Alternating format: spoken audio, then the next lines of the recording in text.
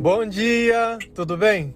A mensagem que Deus colocou para mim hoje, ela diz assim: longe de Deus, toda bênção se acaba com o tempo, e não se colhe porque nada se planta. Senhor, tende misericórdia de nós. Perdoa, Pai, todos os nossos pecados, livra-nos de todo mal, nos afasta de tudo aquilo que não vem de Ti. Nós agradecemos, Senhor, por mais esse dia, pelo alimento, pelas vestes, pelo banho. Senhor, envie o Seu Espírito Santo para que tudo possa ser renovado, tudo possa ser transformado. Dai-nos entendimento e sabedoria. Nós Te louvamos, nós Te bendizemos, nós Te amamos, pois somente Tu é o nosso Deus. Na mensagem de ontem, era para mim ter colocado a primeira palavra de hoje, que eu vou ler daqui um pouquinho. Mas olha como as coisas são curiosas. Um amigo meu, mais ou menos na hora do almoço, ele pegou e me mandou um vídeo e era justamente a passagem que eu iria colocar e eu acabei não colocando. Depois, no final do dia, minha mãe também me mandou exatamente a mesma passagem, me perguntando sobre. E realmente essa passagem ela tem que ser pregada, né? Ela merece a atenção. A frase que eu coloquei para vocês hoje, ela se baseia um pouco na compreensão dela. Eu vou começar lendo o versículo para vocês. A princípio ele parece um versículo muito duro e muito injusto, mas depois nós vamos entender o que acontece, por que essa parte da nossa vida e muitas vezes da vida de outras pessoas acaba sempre sendo dessa forma. Ela está em Mateus 25, versículo 29. Pois a quem tem, mais será dado, e terá em grande quantidade, mas a quem não tem, até o que tem lhe será tirado. A princípio é uma mensagem muito dura, que ela diz que quem tem, mais será dado, e quem não tem, até o pouco que tem será tirado. E isso dá um ar e uma sensação toda de injustiça. Se você começar a ler a Bíblia, lá em Mateus 13, Jesus ele também tem exatamente esse pensamento na parábola das sementes. Mas será que Deus está sendo injusto com aqueles que não têm e justo demais com aqueles que têm? A verdade é uma só, que aquilo que você colhe, você planta. A partir do momento que todos os dias eu trabalho e planto, no final eu vou acabar colhendo. Mas aquele que simplesmente pegou ou encontrou o que alguém plantou, ele vai ter que sempre ir colhendo, vai chegar uma hora que aquilo vai acabar. É como se duas pessoas tivessem recebido uma herança, só que uma delas trabalha e a outra não. A que trabalha sempre vai estar aumentando o valor, a que não trabalha sempre vai estar gastando. E no final, a que não trabalha vai acabar sem nada. Então quando diz que o que tem será tirado, é justamente por isso. Porque quando a gente deixa de receber do Senhor algo, aquilo que a gente tem acaba se consumindo. E quantas vezes não aconteceu isso na nossa vida? Deus ele veio, deu a bênção, deu a prosperidade, deu muito mais do que a gente precisava, só que depois de um tempo tudo aquilo acabou. Acabou por quê? Acabou pelo simples fato de você ter esquecido o Senhor, de estar das costas para Deus. A tribulação veio, você se esforçou, conseguiu o que queria, recebeu a bênção, saiu. Aquela bênção ela vai continuar sendo consumida até o ponto de não ter mais nada. Então isso não é a culpa de Deus, a culpa é nossa. E lá em Mateus 25, se a gente olhar o versículo, Jesus ele faz uma parábola. E qual é essa parábola? É a parábola que um senhor ele vai fazer uma viagem e ele vai pegar esse dinheiro e vai entregar um pouquinho para cada empregado dele. E uma coisa que é muito importante, ele entregou para cada empregado baseado na capacidade.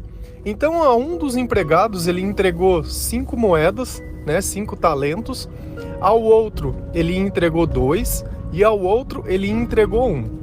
E ele foi viajar e ficou muito tempo fora.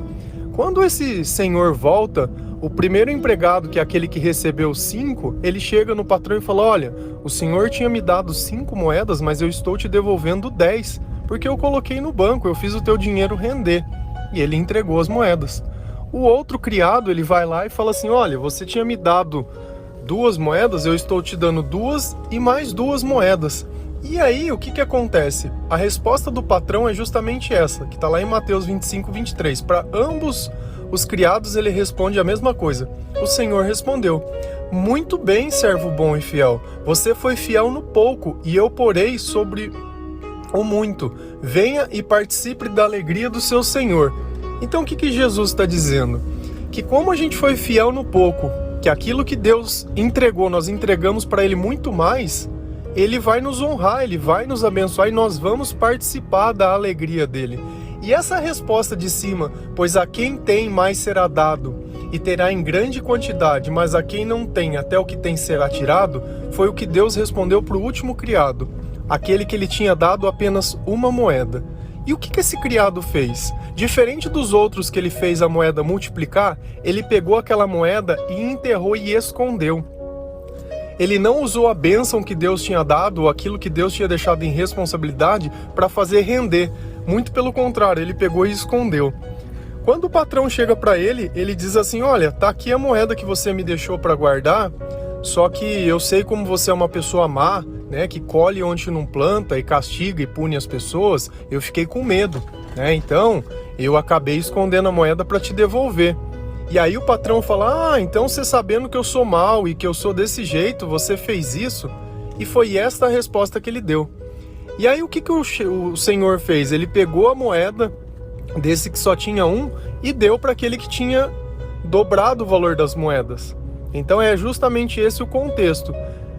Quantas vezes Deus ele não coloca na nossa vida uma bênção, ou Deus não coloca na nossa vida recursos, e ao invés de nós fazermos multiplicar isso, né, para que as pessoas possam ganhar mais sobre isso, não, nós simplesmente escondemos isso e usamos até o ponto que ela acabe.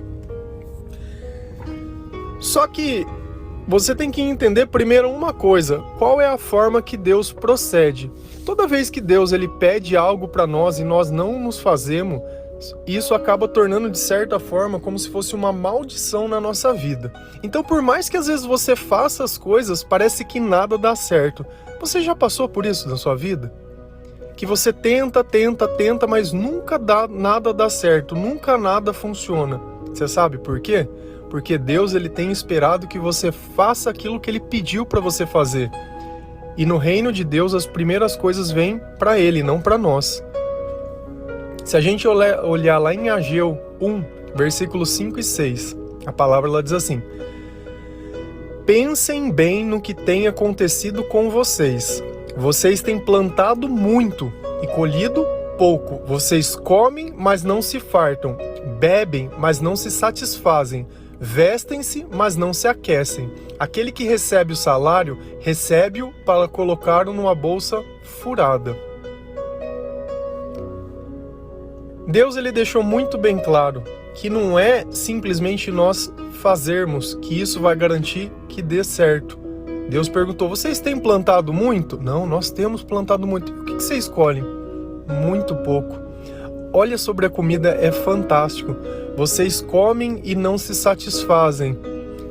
Quem que come e não se satisfaz? Não é a pessoa ansiosa? Não é aquele comportamento compulsivo de comer mais do que é necessário? Ele usa até a bebida. Bebem e não se satisfazem. Quantas pessoas não bebem mais do que é necessário? Bebem como se a bebida fosse um remédio para a alma. E quantas vezes também nós não recebemos o nosso salário e a gente acha pouco. Por quê? Porque não sobra nada, né? Parece que a bolsa está furada. Tudo que você coloca na conta do banco, ao invés de somar, fica negativo. Você nunca tem dinheiro para nada, sempre está gastando aquele dinheiro com coisas que não precisam. E sempre fica naquele sentimento: eu trabalho muito, mas não tenho nada. Como demais, mas não me satisfaz. Você percebe? É a eterna insatisfação. É você estar vivendo as coisas e não estar satisfeito. E a gente percebe lá no versículo de cima: venham e participe da alegria do Senhor. Por quê? Porque quando eu sou fiel no pouco, quando eu faço aquilo que Deus quer, Deus ele me retribui com bons sentimentos. Senão é uma vida só de trabalho.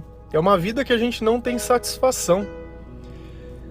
Só que e lá em Ageu também tem a resposta para isso, e Deus vai responder para o povo: olha, Já que vocês estão pensando no que tem acontecido com vocês, eu vou explicar por que isso acontece com vocês.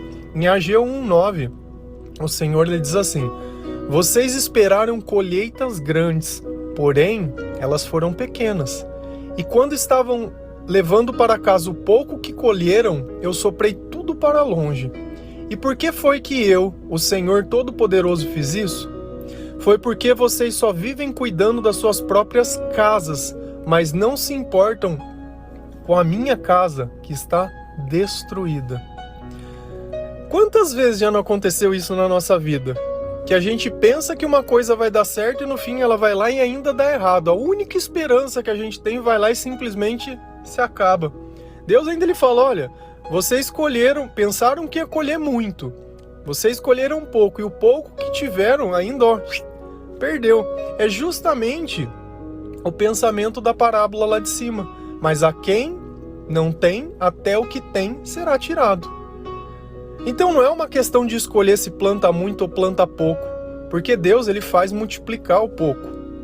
Então toda vez que nós continuamos a nos preocupar e continuamos simplesmente a fazer, ignorando aquilo que Deus pede, nós não vamos conseguir ter sucesso na nossa vida.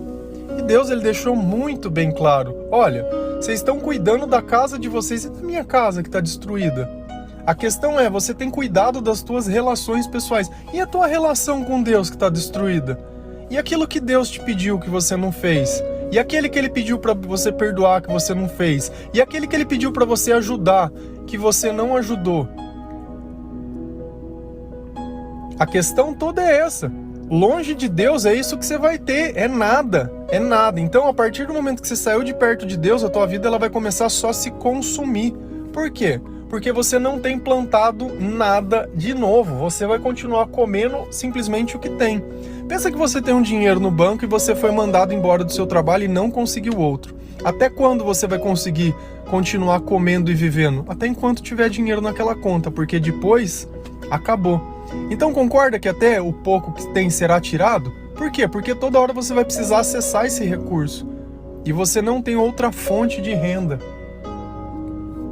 A princípio é uma palavra muito dura, só que a verdade é uma só. Quando a gente se alinha com Deus, a nossa vida ela começa a prosperar em todos os sentidos. Por quê? Porque nós temos uma garantia que quando Deus está conosco, nada é contra nós. Quando Deus está conosco, isso não quer dizer que eu vou vencer todas as batalhas, mas eu vou ganhar a guerra no final. Porque a vida não é só o presente. A vida não é um conjunto de vitórias. Se você olha a história do próprio rei Davi, quantas vezes aquele reino não foi destruído, quantas vezes não aconteceu diversas perseguições, quantas coisas ruins não aconteceram, mas tudo isso por uma única coisa. Quando ele estava lá em cima, quando ele estava no auge, quando ele conseguiu ser rei, ele parou de observar as coisas de Deus e foi cuidar dos interesses dele. E é aí que começa a ruína da pessoa. Toda vez que você alcança a bênção e vai cuidar da tua casa, a casa de Deus ela começa a se destruir. Então é melhor a gente cuidar da casa de Deus, que Deus cuida da nossa casa, do que você ficar querendo cuidar da tua família, cuidar do teu emprego, cuidar do teu amigo, cuidar do eu. Lembra que eu sempre falo o eu, o meu? E aí isso daí é o começo da ruína da tua vida. E sempre vai acontecer isso. E tem diversas pessoas que não aprenderam a perdoar, que vivem simplesmente a destruição das tuas vidas. E não tem jeito da gente mudar isso sem o amor de Deus, sem o perdão, sem a misericórdia, sem nada. Nós vamos ter que conviver com pessoas que muitas vezes têm o nosso sangue, só que ela não tem os mesmos valores. Ah, mas por que quando ela era pequena, ela é traumatizada? Cara, essa história de traumatizado não existe, sabe por quê? Porque Deus, ele cura tudo. Isso é desculpa de quem não crê em Deus. É desculpa de quem não lê a Bíblia, é desculpa de quem não tem fé, desculpa. Porque se a gente parar simplesmente em algum acontecimento da nossa vida, nós estamos mortos.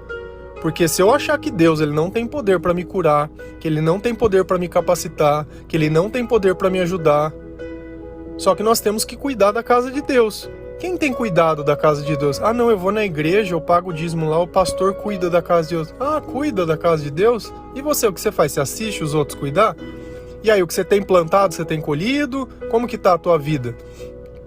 Tá prosperando? E não pensa que prosperidade é sinal de bênção, porque uma coisa não tem nada a ver com a outra. Deus ele vai fazer você prosperar financeiramente se você não tiver amor ao dinheiro. Porque se você tiver amor ao dinheiro, ele não vai dar prosperidade. Se a gente olha a passagem do jovem rico, que ele chega em Jesus e diz: olha, Senhor, eu cumpro todos os mandamentos, eu faço tudo aquilo que a lei diz.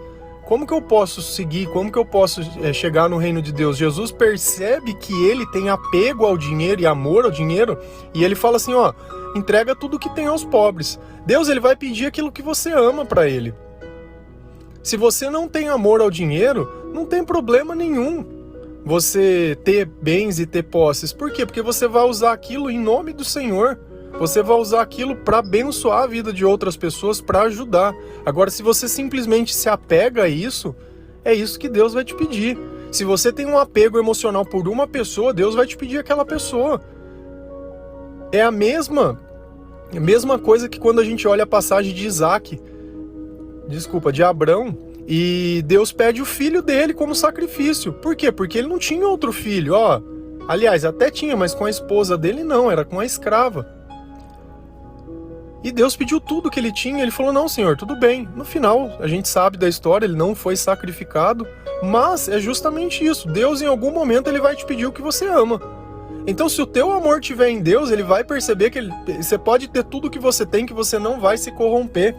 O problema é quando aquilo que você tem se corrompe. Por isso que algumas pessoas, quando perdem um filho, perdem um relacionamento, perdem um casamento, perdem um trabalho, perdem uma vida, perdem um conjunto de coisas, a vida dela se destrói inteira. Por quê? Porque ela colocou o amor nas coisas erradas. Percebe como a lição ela vem acontecendo sobre todas as coisas e quantas pessoas a gente não consegue que estão carregando esse peso, desse luto, dentro da sua própria vida. E isso, ao invés de se tornar uma bênção, se tornou um pesadelo, porque a partir daquele instante é só ladeira abaixo a vida dessas pessoas.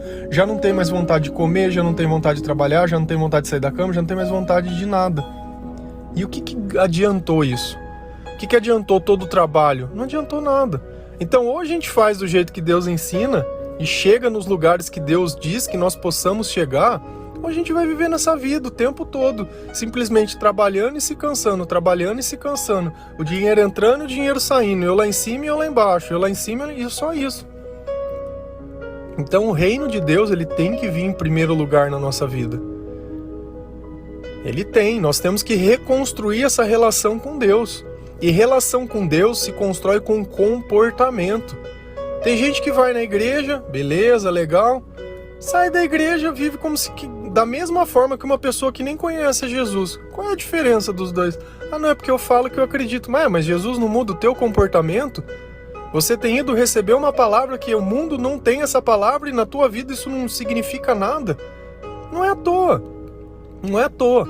Eu tenho uma paciência tão grande de ficar assistindo as coisas, porque eu nunca vi um justo mendigar o pão, mas eu sei que os ímpios serão destruídos. Então é uma questão de tempo. O salário do pecado é a morte. Eu não desejo o mal de ninguém, mas cada um colhe o que planta. Exatamente isso. Lei da semeadura vale para todas as pessoas. Então aquele que faz o mal, achando que o mal vai ficar impune, talvez agora esteja por cima. Mas a hora que cair, quem que vai levantar? E sempre vem a queda. Sempre vem a queda. A gente olha na Bíblia inteira, todos os reis, todos que conquistaram, todos os impérios, tudo. Não teve um que ficou por cima o tempo todo. Aliás, a única história que a gente olha que honrou a Deus até o fim, que é o nome que está acima de todo nome, é o de Jesus. De resto, não teve um. Não sobrou um para ser perfeito. E nem essa pretensão de Deus. Nem é essa. Não, Deus não espera perfeição de nós. Deus espera amor. E toda vez que eu amo, eu me torno perfeito, porque o amor me aperfeiçoa a fazer boas obras.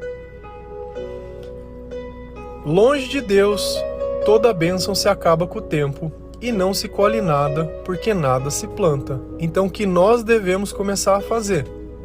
Ficar perto de Deus, para que a bênção ela não se acabe, e continuar plantando, para que eu sempre tenha o que colher. Desse jeito, os meus celeiros eles ficarão cheios. Desse jeito, aquele sentimento de plantar muito e colher nada, ele vai sumir. Aquele sentimento de ansiedade de eu ter que ficar comendo o tempo todo, ele vai sumir. De eu ficar bebendo o tempo todo, ele vai sumir. Eu vou ter controle da minha vida. Por quê?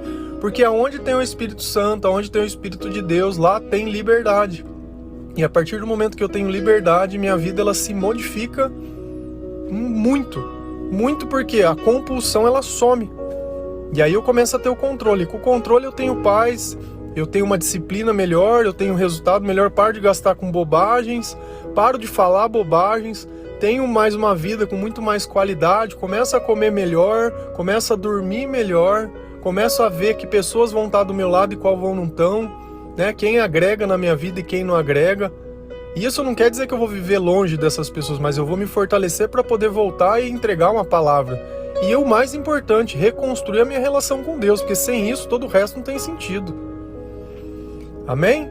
Que Deus abençoe cada um de vocês, que essa palavra possa trazer um pouco de sabedoria, que através dessa sabedoria você possa resgatar e restituir essa casa com Deus, que você possa usar as ferramentas que Deus diz para que nós pudéssemos usar, como o perdão, a caridade, o amor, e que isso possa realmente fazer todo sentido na nossa vida. A paz de Cristo.